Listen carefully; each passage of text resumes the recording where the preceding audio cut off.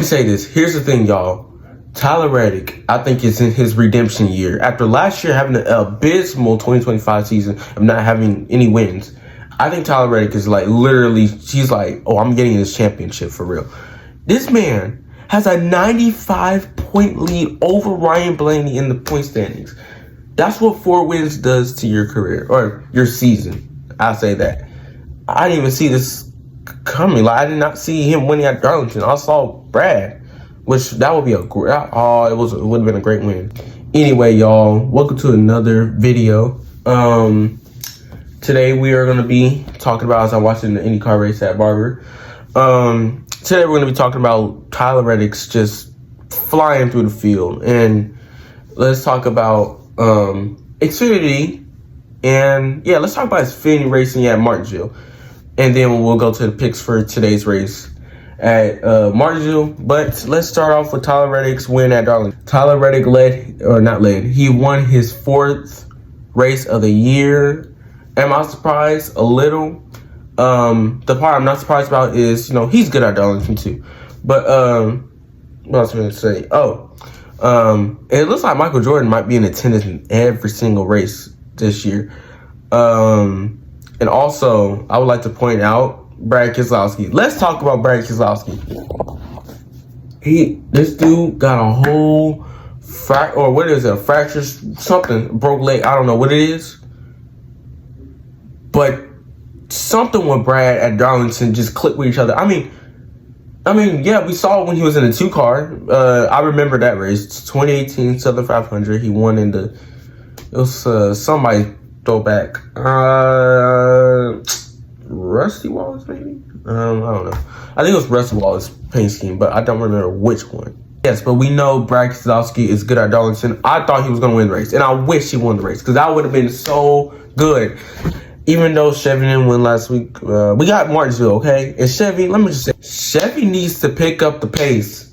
Please, seriously, Chevy, pick up the pace. And I think it's just this new, body of the Camaro. They're just getting used to it, which that's understandable. It was kind of reminiscent of, 2018 where Chevys were kind of getting the feel of the new Camaro. And we know how 2018 went out for Chevy. I think it was only 4 wins for Chevrolet. 3 coming out of Chase Elliott, 1 out of Austin Dillon. That's wild.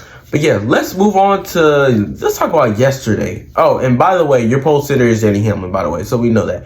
But yeah, let's talk about yesterday. And let's talk about Xfinity Series in general. Let's talk about Martinsville and Xfinity Series. As you guys probably know or probably don't know, last year it ended very salty. And the year before that kind of ended salty. And it has been a lot. It's been a lot. What I will say is Martinsville for Xfinity Series, it's not bad, but it's like they just run into each other sometimes. You know what I mean? I feel like they just bulldoze each other when it comes to 20 laps to go when there's a restart. I mean, I know someone missed a shift and it was a massive, massive parking lot in that front stretch in Martinsville yesterday. But it was it's a wild race. And speaking of Martinsville, I really think, and this is kind of off the topic of Xfinity. I mean O'Reilly Auto Parts. I said Xfinity Series, you know. I'm so used to saying Xfinity Series, but what else was I say? Oh, I noticed about the 750 horsepower. These cars, I like it because they look way faster than what they did before. These, you can push the car more and then you can swing it out and stuff. It looks fun. You know what I'm saying? And that's what NASCAR is supposed to be. That's how you're supposed to drive the car. If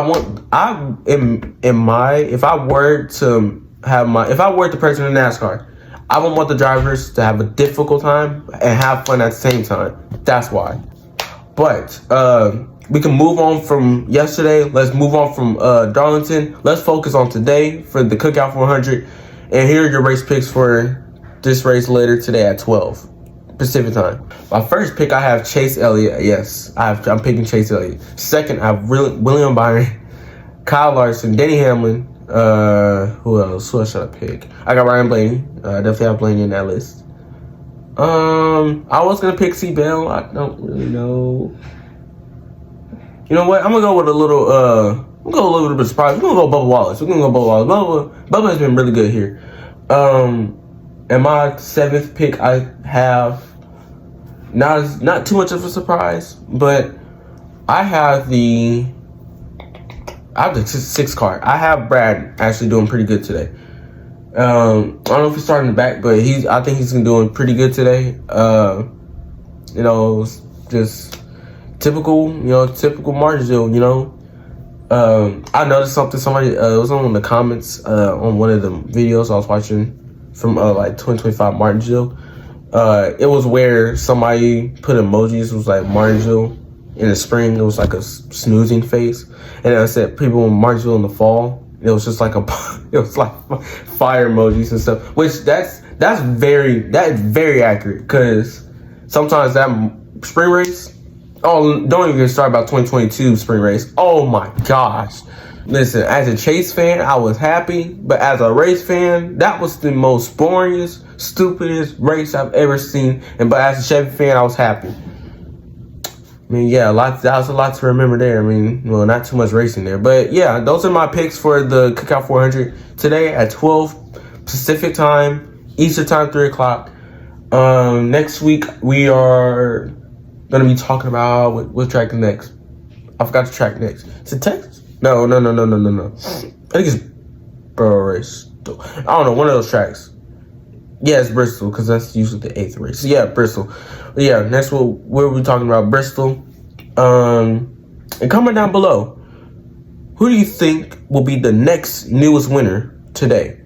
All right, I'll see y'all later. Peace, and like and subscribe.